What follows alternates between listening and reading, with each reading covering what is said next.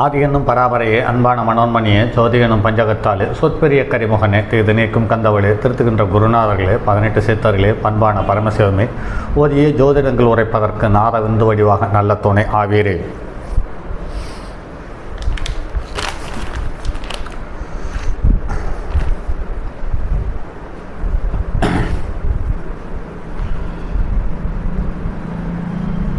உலகில் உள்ள தமிழ் பேசும் அனைத்து நல் உள்ளங்களுக்கும் மற்றும் ஜோதிட சான்றோர்களுக்கும் மூத்தோர்களுக்கும் ஆர்வலர்களுக்கும் மற்றும் இந்த காணொலியை காணும் உங்களுக்கும் ஆஸ்ட்ரோராஜன் இனிய நல் வணக்கங்கள்.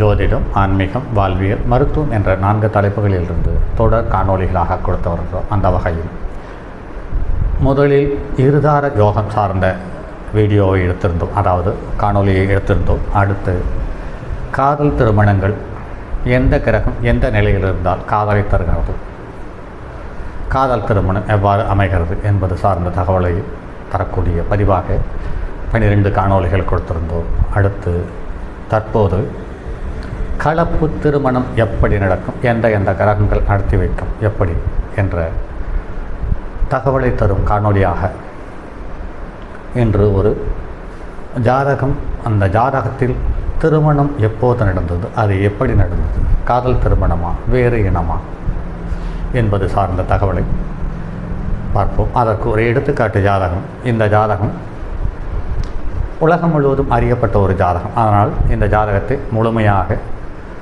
பிறந்த நாள், நட்சத்திரம், பிறந்த நாள், மாதம், வருடம் மற்றும் நேரத்தோடு இதை குறிப்பிடலாம். இது 19/11/1917 ஆண்டு இரவு 11:11 ஜனனமான ஜாதகம்.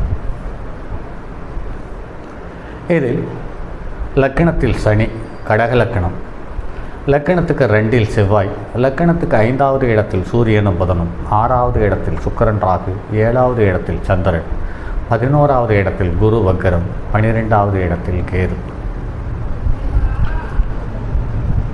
இதில் காதல் திருமணத்துக்கு அச்சாரம் போட்ட முதல் கிரகம் என்று பார்க்கும் பொழுது சந்திரன்.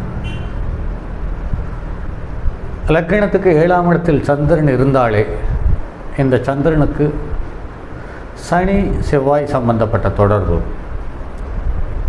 அல்லது சனிக்கு நட்சத்திரம் கொடுத்தவன் ராகு கேதுவனுடைய சம்பந்தம், அல்லது சந்திரனுக்கு நட்சத்திரத்தை கொடுத்தவர்கள் செவ்வாயினுடைய சம்பந்தம், லக்னாதிபதிக்கு 6 கூறியவனுடைய தொடர்பு, இது போன்ற கிரக அமைவுகளால் காதல் திருமணம் என்பது அரங்கேற்றத்துக்கு வருகிறது. இது ராகு கேது சம்பந்தப்படும் பொழுது இது கலப்பு இனமாக மாறுகிறது என்பது நடைமுறையில் பார்க்கிறோம். அந்த வகையில் ஒவ்வொரு கிரகங்களும் எந்த பாகையில் அமர்ந்திருக்கிறது என்பது சார்ந்த தகவலை முதலில் பார்ப்போம். லக்கண புள்ளி ஆயில்ய நட்சத்திரம் முதல் பாதத்தில் 20.10 பாகையில் அமைகிறது. இதில் முதல் லக்கண புள்ளி அமைத்தது விரையாதிபதியினுடைய சாரம். லக்கணத்துக்கு விரையாதிபதியினுடைய சாரம் லக்கணம் நின்ற நிலைக்கு 6க்குரியவனுடைய சாரம்.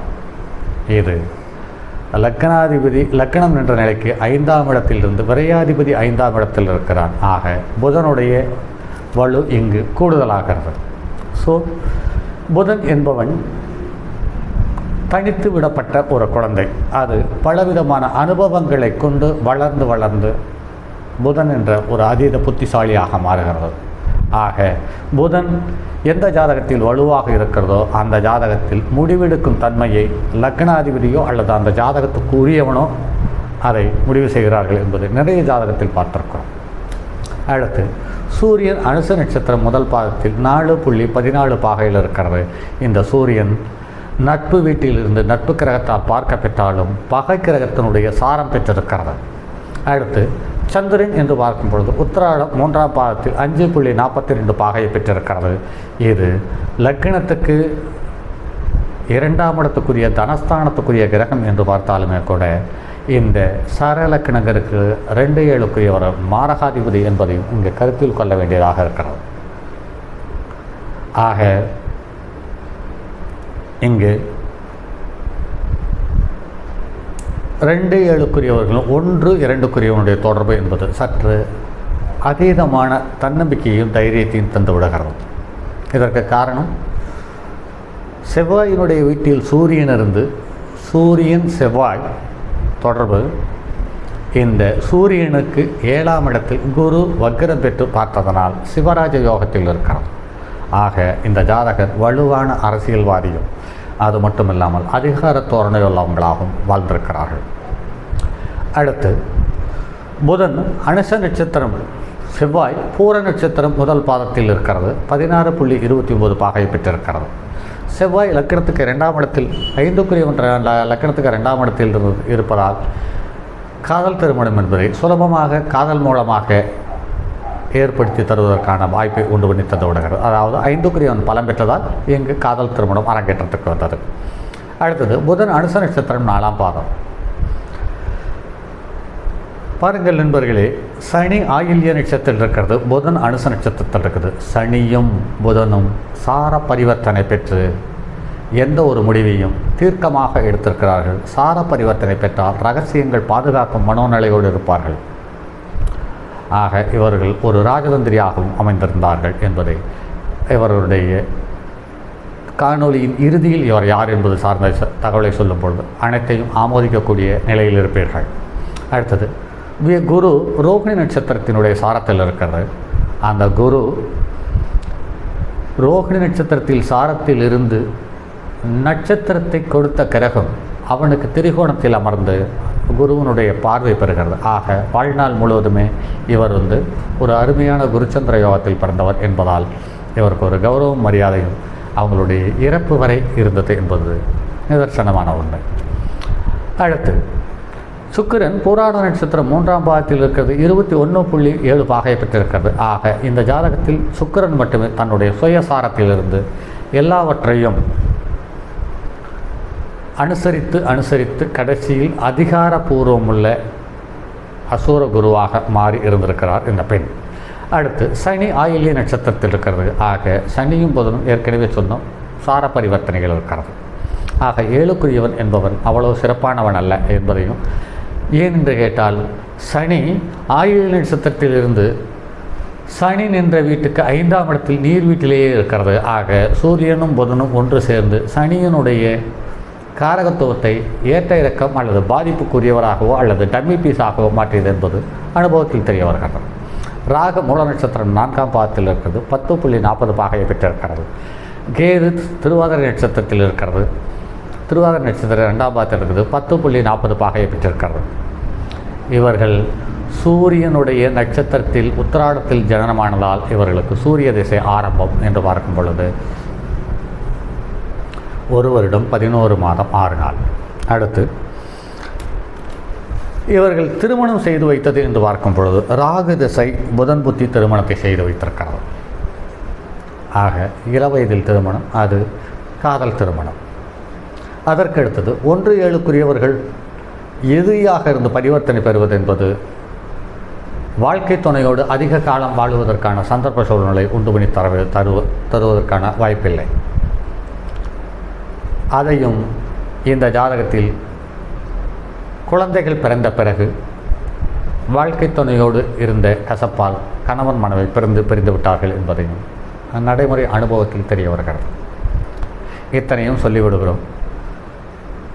இறுதியாக இந்த தகவல் என்று பார்க்கும் பொழுது இது முன்னாள் பிரதமர் திரு இந்திரா காந்தி அவர்களுடைய ஜாதகம்.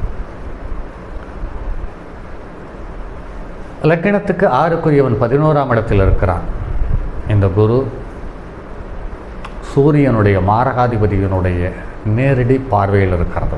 விரையாதிபதியினுடைய நேரடி பார்வையிலும் இருக்கிறது. ஆக இவர்களுக்கு எதிரி என்பவர்கள் கூடவே இருந்திருக்கிறார்கள் என்பதுதான் நடைமுறை அனுபவம். ஆக ஒரு ஜாதகத்தில் சனி பகை கிரகம் 7ஆம் இடத்தை பார்த்து அல்லது பகை கிரகத்தினுடைய சம்பந்தம் இருக்கும் பொழுது, 7ஆம் இடத்துக்கு பகை கிரகத்தினுடைய சம்பந்தம் இருக்கும் பொழுது பலமான பாதிப்பையும் சங்கடத்தையும் தந்து விடுகிறது என்பதை நடைமுறையில் பார்க்க முடிகிறது. ராகு திசையில் புதன் புத்தியில் திருமணம் நடக்கிறது. இந்த ராகு திசை புதன் புத்தி என்பது 1942 ராகு திசை புதன் புத்தி நடைமுறையில் இருக்கும்போது திருமணம் நடந்திருக்கிறது. ஆக ராகு 6ஆம் இடத்தில் இருக்கிறான். சுக்கிரனும் குருவும் இங்கே பரிவர்த்தனை பெற்று அலங்கோலத்தை தந்துவிட்டது.